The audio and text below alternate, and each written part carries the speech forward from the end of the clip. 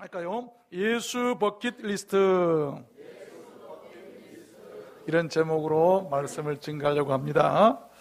어느 때부터인지 우리들이 사는 이 사회에 이 버킷리스트라고 하는 말이 유행하게 되었습니다. 그 말의 의미는 사람이 죽기 전에 꼭 해보고 싶은 일이나 꼭 해야 할 일들을 기록한 목록을 이르는 말이죠.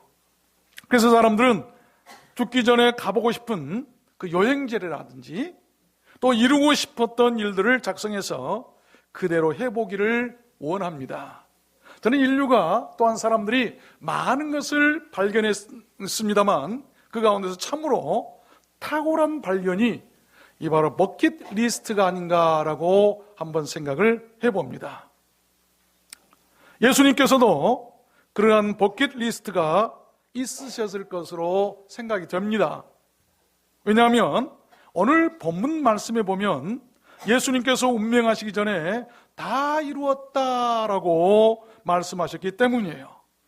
다시 한번 읽어보면 예수께서 신 포도주를 받으신 후 가라사대 다 이루었다 하시고 머리를 숙이시고 영원히 돌아가시니라.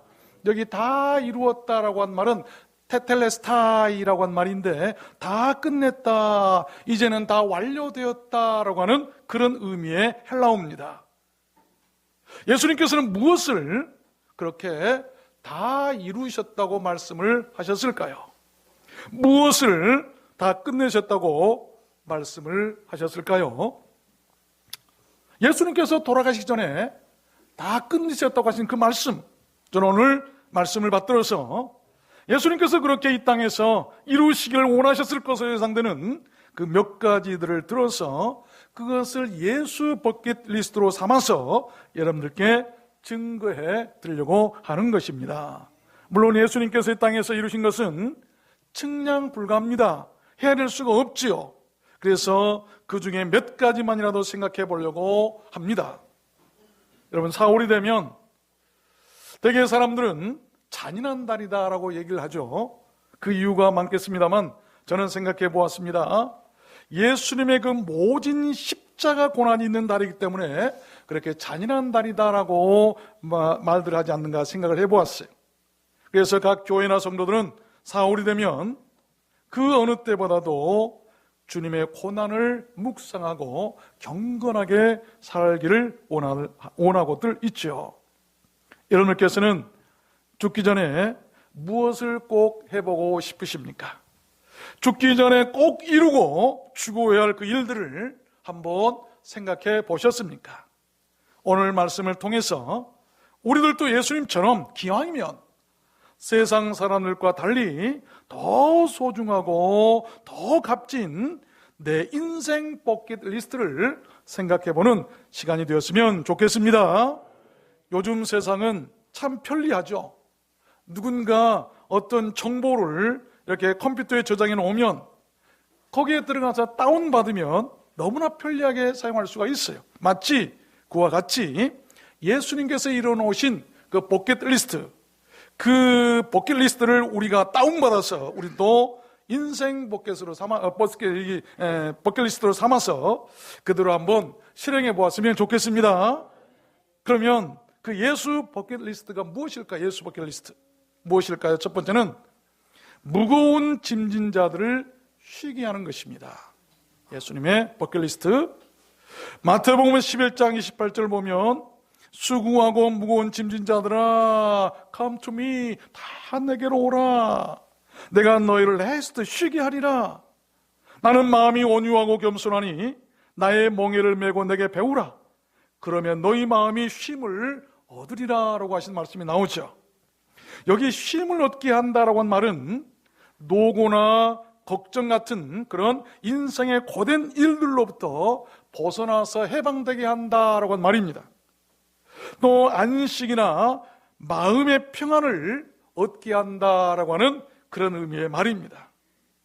평안한 날이 없이 끊임없이 시달려온 그런 생의 고역스러운 일들로부터 근심이나 걱정들을 멈추게 하고 스톱시키고 정지시킨다라고 하는 그런 말이에요. 더 이상 이제는 그런 고난 가운데서 수고하지 말아라 라고 하는 그런 말씀이에요. 그렇습니다. 우리 주님께서는 그렇게 이 땅에 계시는 동안 하늘로 돌아가시기 전에 이 땅에 모든 수고하고 무거운 짐을 진 자들을 다 부르셔서 다 내게 오라 하시고 그들을 쉬게 하고 그들이 쉼을 얻도록 일생을 바치셨던 것입니다. 그것이 우리 주님의 인생 버킷리스트였어요. 누군가의 무거운 짐을 벗겨주고 그들을 쉬게 해주는 것, 그것이야말로 우리들 인생에서 가장 필요하고 가장 가치 있는 버킷리스트 아니겠습니까? 여러분, 쉼을 얻게 해주는 것, 무거운 짐을 지고 고난과 고민 가운데 있는 사람들에게 그들에게 쉼을 줄 수 있는 것, 이것이 바로 기독교고 그것이 구원이고 여러분, 그것이 바로 교회인 것입니다. 여러분께서는 생의 가치를 어디에 두고 계십니까? 내가 편안한 것입니까? 아니면 누군가의 평안을 위해서 내가 무엇인가를 하는 것입니까? 교회도 마찬가지입니다. 성도들을 착취해서 교회가 여러분 살이 찌는 것이 교회가 아니고, 교회는 성도들에게 쉼을 주고 안식을 주고 기쁨을 주는 것입니다. 주님께서는 그것을 행하셨어요. 아가서 1장 7절을 보면 저는 이 말씀을 참 좋아합니다. 내 마음에 사랑하는 자야, 너의 양떼 먹이는 것과 오정에 쉬게 하는 것을 내게 구하라. 사랑이라고 하는 것은 서로에게 쉼을 얻도록 해주는 거예요. 솔로몬과 슐람미 여인 간의 사랑을 얘기하고 있습니다. 예수님과 우리 교회와 성도들 가운데의 그런 사랑을 얘기하고 있죠. 서로 구합니다. 자, 양떼 먹이는 곳이 어딥니까? 오정에 그 뜨거운 햇빛 아래에서 쉴 곳이 어딥니까? 그곳을 내게 구하여 알려주십시오 라고 슐람미 여자가 이 솔로몬에게 청한 것이죠. 교회가 또 성도들이 우리 주님께, 주님이 양떼 먹이시는 곳이 어딥니까? 그 뜨거운 오종의 햇빛 아래에서 내가 쉴 곳이 어딥니까? 내게 좀 알려주십시오 라고 기도해야 되는 것이죠. 여러분, 그게 교회예요. 교회라고 하는 것은 양떼를 먹이는 것이, 양들의 젖을 짜내는 것이 아니라 양들에게 풍요로운 꼴을 먹이는 거예요. 쉴 만한 물가로 인도하는 거예요. 그리고 뜨거운 오종이 되면 그들을 그늘 아래로 인도해서 쉬게 해주는 것, 그것이 바로 교회고, 여러분, 그것이 바로 사랑 아니겠습니까? 지난주 월요일 날 우리 이현숙 음악 목사님 댁에 신방을 갔었어요. 경기도 광주 산 밑에 아주 아름다운 그런 전원주택을 지으셔서 살고 계시는데, 남편 되시는 목사님과 또 연로하신 어머님을 모시고 아주 평화롭게 살고 계셨어요. 근데 가봤더니 두란노 작은 도서관이라고 하는 편말이 붙어 있어요. 참 기뻤습니다. 누구에겐가 쉼을 주고 안식을 주고 유익을 주기 위한 사업이었어요. 우리 두란노 소원교회 이름과 같아서 너무나 좋았습니다. 그래서 하나님께서, 우리 하나님께서 우리 두란노 소원교회를 너무나 사랑하시는구나. 홍천에도 가면 책이 많아요. 수천 권 될 겁니다. 거기에도 여러분 알고 계시죠? 서원이 있어요. 서원이라고 하는 것은 도서관이에요. 도서관. 또 경기도 광주에 가니까 작은 두란노 소원이 있어요. 하나님께서 서로 협력해서 이 땅에서 복음을 전하라고 주신 축복이 아닌가 생각해 보았어요. 이현숙 목사님 같이 협력할 수 있죠? 얼마나 감사한지 모르겠어요. 여러분, 저는 생각해 봤어요. 우리 이현숙 목사님의 인생 사역 버킷리스트에 그것이 들어있어서 하나님께서 허락하시지 않았는가? 저는 그렇게 생각해 보았습니다. 우리 인생들은, 특별히 구원받은 우리 인생들은 그런 누군가의 힘을 줄 수 있고 그런 이 버킷리스트를 가지고 살아가야 되지 않겠습니까? 요한복음 14장에도 보면 평안을 너에게 끼치노니 곧 나의 평안을 너에게 주노라. 내가 너에게 주는 것은 세상이 주는 것 같지 아니하리라. 너희는 마음에 근심도 말고 두려워하지도 말라. 왜 근심할 필요가 없을까요? 왜 두려워할 필요가 없을까요? 주님께서 평안을 주시기 때문이에요. 교회는 평안을 줄 수 있어요. 또 요한복음 16장에도 보면 이것을 너에게 이름은 너희로 내 안에서 평안을 누리게 하려 함이라. 세상에서는 너희가 환난을 당하나 담대하라. 내가 세상을 이기었노라 하니라. 여러분, 세상에서는요, 우리가 환난을 당할 수밖에 없어요. 일주일 동안 내내 일하면서 이리 시달리고 저리 시달리던 사람들이 교회에 오면 평안을 얻을 수가 있어야 돼요. 우리 두란노스원교회 성도들께서 오셔서 마음이 평안합니다, 행복합니다 라고 고백한 것을 때 저는 제일 기뻐요. 교회의 사명이라고 하는 그런 아니겠습니까? 두 번째입니다. 예수 버킷리스트가 무엇일까요? 두 번째는 잃은 양들을 찾는 것입니다. 마태복음 18장 12절 보니까 너희 생각에는 어떻겠느냐? 만일 어떤 사람이 양 100마리가 있는데 그 중에 하나가 길을 잃었으면 그 99마리를 산에 두고 가서 길 잃은 양을 찾지 않겠느냐? 진실로 너희에게 이르노니 만일 찾으면 길을 잃지 아니한 99마리보다 이것을 더 기뻐하리라.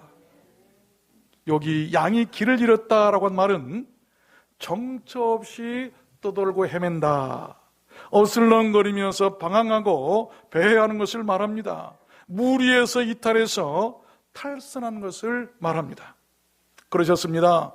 우리 주님께서는 이 땅에 계실 때 오직 그러한 아버지의 잃어버린 양들을 찾아다니시기에 일생을 바치셨어요. 가장 작은 양 한 마리라도 잃어버리게 내버려 두지 않고 끝까지 찾아다니셨습니다. 아버지께 돌아가시기 전에 그 일을 또한 다 이루기를 원하셨는데, 여러분, 그것이 기독교고 그것이 교회고 그것이 우리 성도들이 해야 할 사명이에요. 마가복음 6장에 보면 예수께서 나오사 큰 무리를 모시고 목자 없는 양 같음으로 인하여 불쌍히 여기사 이에 여러 가지로 가르치시더라. 목자 없는 양 같음을 보시고 그들이 너무나 불쌍해서 그들에게 가르치셨다. 이게 교회입니다. 누가복음 15장 9절에도 보면 탕자의 비유가 나오죠. 집에 와서 그 벗과 이웃을 불러 모으고 말하되 나와 함께 즐기자, 나의 잃은 양을 찾았노라 하더라. 잃은 양을 찾는 거예요. 여러분, 100마리의 양을 주님께서 말씀하셨어요. 그 중에 한 마리를 잃었다. 우리 교회가 속히 100마리의 양떼들이 있는 초장이 되었으면 좋겠어요. 102명의 양떼들 말이죠. 퓨리터들처럼. 그러면 하나님께서 기뻐하실 걸로 믿어요. 우리 전도합시다. 잃은 양을 찾아야 돼요. 요한복음 10장에도 보니까 나는 선한 목자라, 나는 양을 위하여 목숨을 버리노라. 또 이 우리에 들지 아니한 다른 양들이 내게 있어 내가 인도하여야 할 터이니 저희도 내 음성을 듣고 한 무리가 되어 한 목자에게 있으리라. 한 목자에게 있도록 방황하는 양들을 찾아서 데리고 갈 텐데 그 한 목자가 누구인가? 누굴까요? 우리 주님이세요. 교회는 주님이 목자세요. 목사가 목자가 될 수가 없는 거예요. 어떤 사람은 목자라고 얘기하는데 저는 안타까워요. 어떤 사람은 또한 중보자라고 얘기하는데 아니에요. 하나님과 우리 인간 사이의 중보자는 한 분, 예수 그리스도. 그리고 한 목자 대신 우리 주님. 그 목자에게 인도하는 거예요. 제자 훈련이라고 하는 것은 내 제자를 만드는 것이 아니라 내 사람을 만드는 것이 아니라 우리 주님의 사람을 만드는 거예요. 이게 교회고 이게 바로 믿음과 신앙생활 아니겠습니까? 한 목자에게 산 목자에게 있으리라. 우리는 모두 다 한 목자 아래 있어야 돼요. 그래야만 교회는 평안한 것입니다. 서로 자기가 목자라고 해서는 안 되는 거예요. 세 번째입니다. 예수님의 그 버킷리스트가 뭐였을까요? 세 번째는 자기 사람들을 끝까지 사랑하는 것이었어요.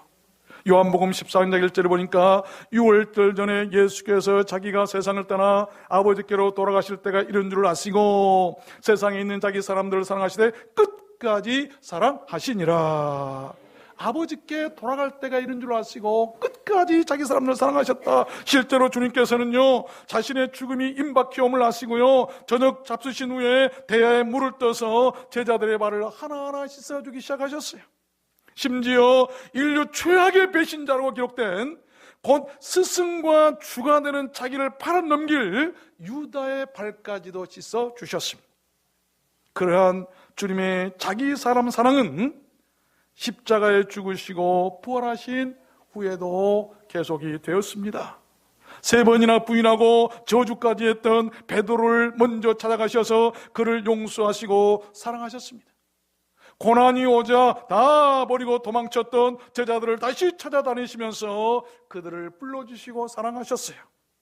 뿐만이 아닙니다. 모든 것을 다 이루시고 죽음에서 부활하셨지만 주님께서는 이제 다 이루었으니까 피곤하다, 빨리 속히 하늘나라 아버지 그 보좌로 내가 가야겠다라고 하신 것이 아니라 바로 가시질 못하셨어요. 한 40여를 더 계시면서 한 가지 일이 더 남으셨기 때문이었는데 그것은 다른 것 아니었어요. 흩어져 버린 자기 사람들을 끝까지 찾아다니시면서 그들의 믿음을 돈독히 하시고 위로하시고 사명을 주신 후에 그들 앞에서 하늘로 승천하셔서 돌아가셨던 것입니다. 이것이 주님의 자기 사람을 끝까지 사랑하시는 것이죠. 교회는요, 끝까지 사랑해야 돼요. 끝까지. 6.25 한국 전쟁 때 일입니다. 한 미군 병사가 적군의 총에 맞아서 죽어가고 있었어요. 후퇴하다가 다 이렇게 안전한 곳으로 왔는데 한 병사가 도중에 총에 맞아 들어오질 못했어요. 빗발치는 그 포화 속에 그 누구도 구하러 갈 사람이 나타나지 않아 엄두를 못 냈어요. 너무나 총알이 빗발치기 때문에. 그때 한 병사가 나왔습니다. 내가 가서 구해오겠습니다. 그러나 그는 선뜻 머뭇거리면서 초조하게 나가지 못하면서 시계를 잡고 보는 거예요. 그러면서 9시가 될 때까지 기다리더랍니다. 그리고 뛰어나가서 그 병사를 구해왔어요. 동료들이 박수를 치고 아주 그를 칭송했습니다. 그때 동료들이 물었습니다. 왜 저 병사를 이렇게 구하러 가기 전에 9시까지 기다렸습니까? 라고 물었더니 이 병사, 미군 병사가 이렇게 얘기합니다. 내가 미국 고향을 떠나올 때, 한국전에 참여하러 떠나올 때 우리 어머니가 내 손을 꼭 잡고 우시면서 이런 말씀하셨습니다. 아들아, 내가 매일 9시가 되면 너를 위해서 기도하겠다. 전쟁터로 떠나는 그 아들의 손을 잡고 울면서 아들아, 내가 너를 위해서 9시가 되면 꼭 기도하겠다. 그래서 그 병사는 어머니가 기도하는 그 시간에 뛰어나가서 그 위험 속에서 병사를 구하려고 했던 것이죠. 여러분, 이것이 바로 끝까지 자기 사람을 사랑하는 어머니의 사랑 아니겠습니까? 그렇습니다. 예수님의 버킷리스트에는 그렇게 자기 사람들을 끝까지 사랑하는 것이 있었습니다. 그 예수님의 버킷리스트가 우리들 예수 믿는 자들의 모든 버킷리스트가 되었으면 좋겠습니다. 부모는 자식을 끝까지 사랑하는 것이, 또 자식은 부모를 끝까지 사랑하는 것이, 교회는 성도들을 끝까지 사랑하고 성도는 교회를 끝까지 사랑했으면 좋겠어요. 이것이 바로 기독교. 그것이 우리 도안노스 온교회 모든 성도님들의 버킷리스트가 되었으면 좋겠습니다. 한번 따라서 해볼까요? 끝까지 사랑하자. 다시 한번 크게 봅시다. 끝까지 사랑하자. 믿습니까? 여러분께서는 죽기 전 끝까지 사랑해야 할 그 버킷리스트가 무엇입니까? 그 리스트에는 어떤 일들이 기록되어 있고 어떤 사람들의 이름이 기록되어져 있습니까? 우리 교회를 끝까지 사랑합시다. 그래야 돼요. 네 번째입니다. 예수님의 그 버킷리스트가 무엇일까요? 네 번째는 고난의 잔을 마시는 것이었습니다. 요한복음 18장 11절 말씀해 보니까 예수께서 베드로더러 이르시되 그물집에 꽂으라. 아버지께서 주신 잔을 내가 마시지 아니하겠느냐 하시니라. 아버지께서 주신 잔, 그것을 마셔야 된다고 하는 그 버킷리스트. 그렇습니다. 예수님께서 마셔야만 했던 그 잔은 고난의 잔입니다. 저주의 잔이고 죽음의 잔입니다. 희생의 잔이요, 아픔의 잔이요, 슬픔의 잔이요, 눈물의 잔이요, 배신의 잔입니다. 그 잔은 바로 우리들 죄인들이 우리들의 죄값으로 받아 마시고 추구해야 할 독배. 그 죽음의 잔을 대신 받아 마셔야 할 아버지께 받은 그 사명이 바로 우리 주님 예수 그리스도의 버킷리스트였다는 것입니다. 주님께서는 그 잔이 어떤 잔인 줄 다 알고 계셔. 달콤한 포도주 잔이 아니었어요. 달콤한 어떤 맛있는 그런 잔이 아니었습니다. 그래서 몇 번이고 그 잔에 대해서 고민하셨어요. 주님은 그 잔을 받으시기 전에 겟셋마네 동산에 들어가셔서 몇 번이고 그 잔을 자신에게서 옮겨달라고 눈물로 아버지께 애원하며 기도하셨습니다. 왜 그랬을까요? 얼마나 그 잔이 고통스러울 줄을 알으셨으면 그러셨을까요? 저는 우리 주님의 그 아름다운 인간적인 인성을 느끼고 지난주 말씀을 준비하면서 울컥울컥했어요. 예수님께서 하나님이십니다. 하나님의 아들이시지만 인성, 사람의 모습을 갖추었는데 그 예수님도 인간의 인성이 있었기 때문에 그 잔이 얼마나 괴로우셨으면 그것을 옮겨달라고 눈물로 겟세마네 동산에 가서 아버지께 할 수만 있으면 좀 내게 옮겨주십시오. 인간적인 그 인간미를, 인성을 느끼고 정말로 마음이 아팠어요. 여러분, 그러나 아버지 하나님은 침묵하셨어요. 그것은 인류의 속죄를 위해서 우리 주님께서 받으시도록 정해진 피할 수 없는 구원을 위한 아들의 버킷리스트였기 때문이에요. 히브리서 13장 말씀에 보니까 그러므로 예수도 자기 피로서 백성을 거룩게 하려고 성문 밖에서 고난을 받으셨느니라. 그런즉 우리도 그 능력을 지고 영문 밖으로 그에게 나아가자. 능력이란 것이 뭡니까? 업심여김을 당하고 욕보임을 당한다는 것이죠. 예수님께서 그것이 바로 자기에게 있어져서 자기가 감당해야 할 자기 일생의 버킷리스트로 아셨기 때문에 순종하셨던 것이죠. 우리도 이제는 그 능력을 쥐고 영문 밖으로 주님처럼 우리가 지고 나가며 살자라고 하는 그런 말씀 아니겠습니까? 여러분, 하나님께서 특별히 내게 정해놓으신 그 고난의 버킷리스트가 있다면 우리는 순종해야 돼요. 그 잔이 내 영혼을 살기 때문입니다. 그 잔이 내 부모와 내 자식들을 살리고, 그리고 우리는 그 잔을 내가 죽기 전에 마셔야 할 꼭 잔이라고 생각된다고 한다면 우리는 반드시 그 잔을 마셔야 돼요. 내가 이 잔을 마심으로, 내가 희생하고 내가 아픔의 잔을 마심으로 내 부모, 형제, 골juk, 친척을 살리고 내 부모, 자식들을 살릴 수 있다고 한다면 예수님처럼 그 잔을 마셔야 돼요. 우리는 그 잔을 마시지 않기 때문에 자식들을 구원할 수가 없는 것 아니겠어요? 구원하지도 못하고 있죠. 여러분들께서는 누군가를 살리기 위해서 그러한 고난의 잔을 마셔본 기억이 있으십니까? 누군가를 위해서 내가 대신 받아야 할 고난의 잔이 있다고 한다면 이 잔으로 인해서 내가 희생함으로 누군가를 살릴 수 있다고 한다면 우리는 그 잔을 마셔야 되는 것이죠. 다섯 번째입니다. 예수님의 그 버킷리스트가 무엇이었을까요? 다섯 번째는 아버지의 뜻을 이루는 것이었습니다. 내가 하늘로서 내려온 것은 내 뜻을 행하려 함이 아니요 나를 보내신 이의 뜻을 행하려 함이니라. 나를 보내신 이의 뜻은 내게 주신 자 중에 내가 하나도 잃어버리지 아니하고 마지막 날에 다시 살리는 이것이니라. 내 아버지의 뜻은 아들을 보고 믿는 자마다 영생을 얻는 이것이니 마지막 날에 내가 이를 다시 살리리라 하시니라. 요한복음 6장 38절 말씀이 그렇습니다. 예수님께서는 돌아가시기 전에 이 땅에 계실 때 그 아버지의 뜻을 이루기를 원하셨어요. 여러분들께서는 죽기 전에 누구의 뜻 이루기를 원하십니까? 마태복음 26장 조금 나가서 얼굴을 땅에 대시고 엎드려 기도하여 가라사대 내 아버지여 만일 할 만하시거든 이 잔을 내게서 지나가게 하옵소서.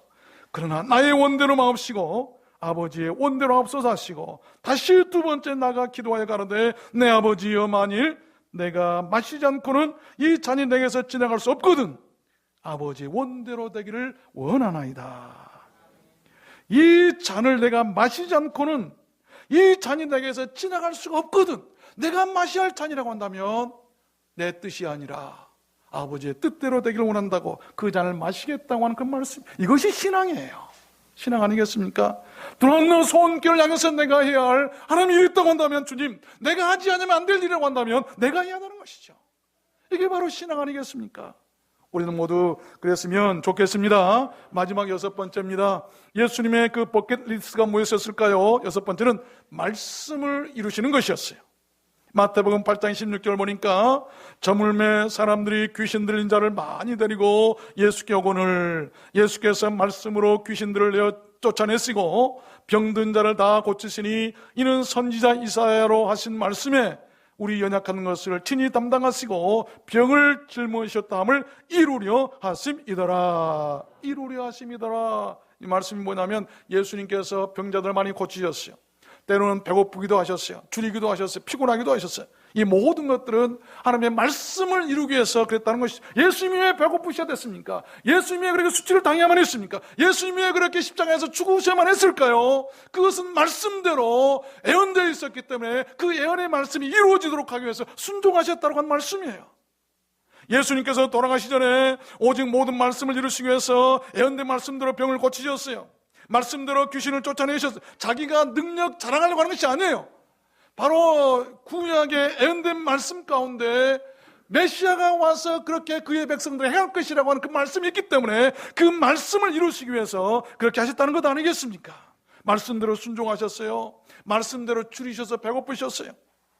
말씀대로 능력을 행하셨습니다.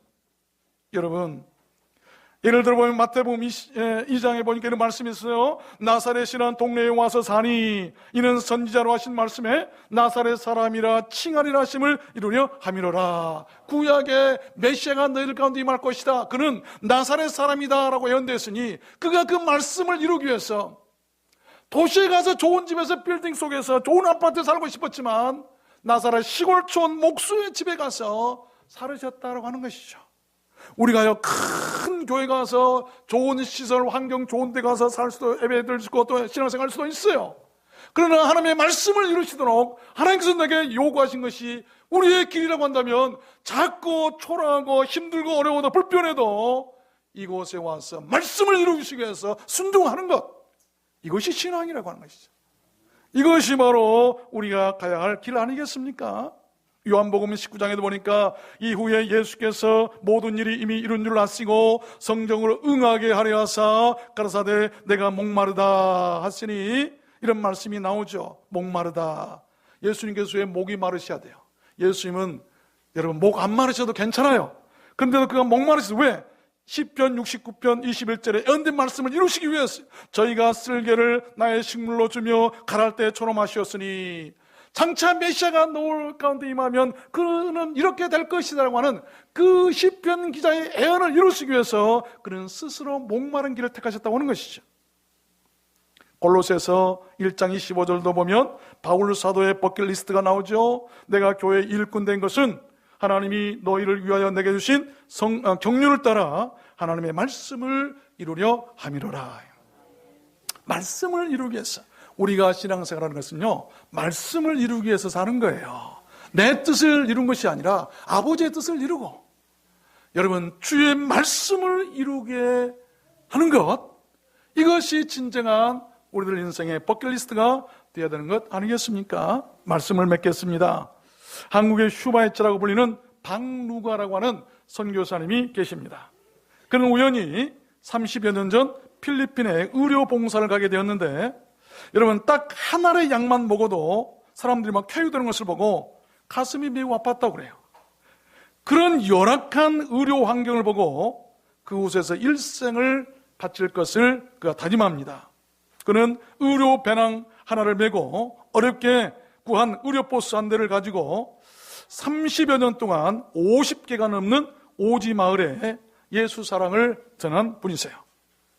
그러다가 1992년 췌장암으로 수술을 받게 되었고 2004년에는 위암 말기 수술을 받았고 2009년에는 간경화, 당뇨 진단을 받았다고 그래요. 그런데 2016년에 수술을 받은 그 위암이 재발해서 병원에서 2개월밖에 살지 못합니다라고 이렇게 시한부 인생을 선고받았다고 합니다. 그러나 그의 사랑은 멈추지 않았습니다. 2개월밖에 남지 않은 그 생명을 가지고 이런 말을 해서 오히려 아플수록 사랑해야 된다. 그런 이렇게 고백했다고 그래요. 내가 아파봤으니 다른 사람들의 아픈 고통을 알게 되는 것이고, 그 고통을 아니까 그들에게 한 발짝 더 빨리 다가가고 싶은 마음이 생기고, 그래서 나는 내가 아픈 만큼 남을 더 사랑하겠다는 마음으로 살고 있어요 라고 고백을 했다고 그러죠.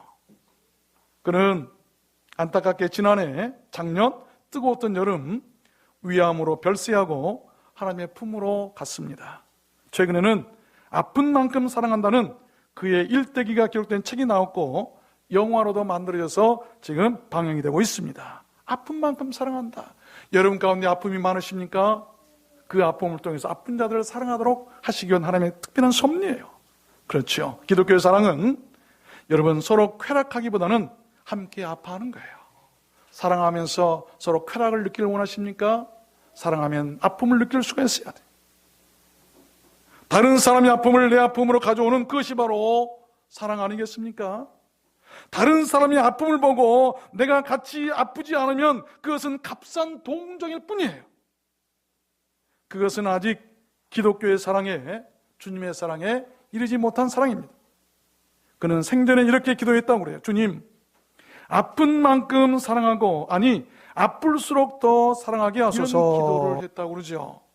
그것이 한 신실한 크리스찬 의사의 예수 버킷리스트 아니겠어요? 그것이 바로 기독교고, 그것이 바로 구원받은 사람들의 모습 아니겠습니까? 우리도 그러한 예수 버킷리스트를 갖고 살아갔으면 좋겠습니다. 예수님의 그 버킷리스트는 인류를 구원하신 버킷리스트였어요. 그 리스트가 무거운 짐진 자들을 쉬게 했고, 잃은 양을 찾게 했고, 자기 사람들을 끝까지 사랑하게 했고, 고난의 잔을 마시게 했고, 아버지의 뜻을 이루고 말씀을 이루게 했던 것입니다. 여러분, 그 예수 버킷리스트는 곧 우리가 죽기 전에 행해야 할 일들입니다. 오늘 5가지를 말씀드렸어요. 6가지를 말씀드렸어요. 그런 사람들은 죽기 전에 후회 없는 인생을 노래할 것입니다. 인생을 감사하고 내세를 사모하고 행복해 할 것이고, 여러분, 주님 만날 일로 요즘 말로 말하면 심쿵할 거예요. 들뜨게 될 주님 만날 일. 주님은 그들을 위로하시고 그들을 맞아주시고 그런 사람들을 기뻐하실 줄로 믿습니다. 테텔레스타이, 다 이루었다. 우리 주님의 그 승리의 선언이 언젠가 우리들에게도 그날이 왔을 때 우리들 입에서도 그렇게 터져 나왔으면 좋겠습니다. 한번 따라서 해볼까요? 주님, 다 이루었습니다. 이제 주님께 가기를 원합니다. 주님, 내 영혼을 받아 주옵소서. 저는 이 말씀을 주님, 저도 마지막 주님께서 부르실 때 이런 기도하고 주님께 가게 하여 주시옵소서. 주님, 다 이루었습니다. 이제 주님께 가기를 원합니다. 주님, 내 영혼을 받아 주옵소서. 우리 들어왔는 성교회 모든 성도님께서는 그날 다 그러셨으면 좋겠습니다. 그 죽음이 얼마나 평안하고 얼마나 은혜롭겠어요. 여러분 모두 그렇게 되시기를 우리 주님 예수 그리스도 이름으로 간절히 축원합니다. 축원합니다. 우리 찬양할까요?